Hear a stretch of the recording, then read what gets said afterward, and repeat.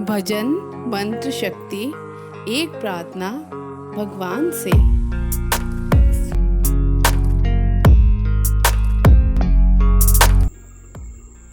आप सभी श्याम प्रेमियों को जय श्री श्याम। श्याम प्रेमियों, आज मैं आपको बताने जा रहा हूँ कि सुबह शाम के टाइम आप अपने घर में पूजा किस प्रकार से करेंगे और किस तरह से आपको पूजा करनी चाहिए, उसके बारे में आज मैं आपको बताने जा रहा हूँ। तो इस वीडियो को अंत तक देखना बहुत ज़्यादा आवश्यक है, तभी आप समझ में पाएंगे कि आपको अपने घर में भगवान की पूजा सुबह शाम किस प्रकार करनी चाहिए और क्या आप गलत करते हैं जिसके कारण से आपका पूजा पाठ फलदायी नहीं होता है। तो चलिए बाबा श्याम का नाम लेते हैं और सुबह शाम की पूजा कैसे करते हैं उसके बारे में बात करते हैं। तो श्याम प्रेमियों, सनातन धर्म में पूजा पाठ का विशेष महत्व बताया गया है। पूजा पाठ करने से न सिर्फ मन को शांति मिलती है, क्योंकि आसपास की नकारात्मक शक्ति भी समाप्त होती है। आमतौर पर मंदिरों में या घरों में सुबह और शाम 2 वक्त की पूजा करना जरूरी बताया गया है। माना जाता है कि सुबह के समय सभी देवीय शक्तियां बलवान होती हैं, इसलिए सूर्योदय के बाद जितनी जल्दी सुबह की पूजा की जाए उतना ही बेहतर होता है। वहीं शाम की पूजा हमेशा सूर्यास्त होने के बाद और रात का अंधेरा होने से पहले कर लेनी चाहिए। इस वेला को संध्या काल कहा जाता है।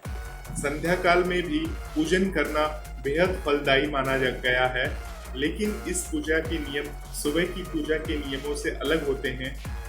आज हम जानेंगे कि इन पूजा के नियम क्या होते हैं, इस नियम को कैसे करना चाहिए।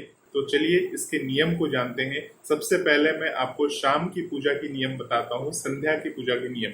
संध्या के समय पूजा करते समय आप भगवान को फूल अर्पित तो कर सकते हैं, लेकिन फूलों को तोड़ नहीं सकते हैं। अगर आप भगवान को फूल अर्पित करना चाहते हैं तो इन्हें सूरज ढलने से पहले ही तोड़ के रख लें। अगर आपके क्यारियों वगैरह में फूल के लगे हुए हैं तो सूरज ढलने से पहले फूल तोड़ लेनी चाहिए आपको। शाम की आरती भी घंटी और घंटे बजाकर ही करनी चाहिए और भोग लगाना चाहिए, लेकिन आरती करने के कुछ समय बाद जब दीपक शांत हो जाए उसके बाद पूजा के स्थान से चढ़े हुए फूल और फूलमाला वगैरह हटा देनी चाहिए। साथ ही मंदिर का पर्दा डालकर व पट बंद करके भगवान को सुला देना चाहिए। एक बार मंदिर के पट बंद होने के बाद इन्हें सुबह ही खोलना चाहिए। ऐसा नहीं है कि आपने पट बंद कर दिया, अब भोग लगाने के लिए दोबारा से पट खोलेंगे, वैसा नहीं करना चाहिए। नारायण को, श्री हरि को पूजा में तुलसी का विशेष महत्व बताया गया है, लेकिन अगर आप उन्हें तुलसी अर्पित करना चाहते हैं तो तुलसी के पत्तों को सुबह से ही तोड़कर रख लें। शाम के समय आप तुलसी की पूजा कर सकते हैं, लेकिन तुलसी के पत्तों को या तुलसी को नहीं तोड़ सकते हैं। सुबह की तरह ही शाम की पूजा में भी दीपक जरूर जलानी चाहिए। दीपक जलाने से वहाँ की नकारात्मकता दूर होती है। इसके अलावा एक दीपक तुलसी के नीचे भी रखना चाहिए, जैसा कि हम सभी रखते हैं अपने घरों में। माना जाता है कि इससे तमाम समस्याएं दूर होती हैं और घर में सुख समृद्धि बनी रहती है। अगर आप सूर्य देव की किसी मंत्र का जाप करना चाहते हैं तो वो दिन के समय ही करें। सूर्यास्त के बाद वो मंत्र का जाप ना करें। सूर्य देवता को दिन का देवता माना गया है। सूर्योदय के बाद जितनी जल्दी आप सूर्य देवता की पूजा करेंगे, आपको आपके लिए वो पूजा उतनी ही अधिक फलदायी होगी।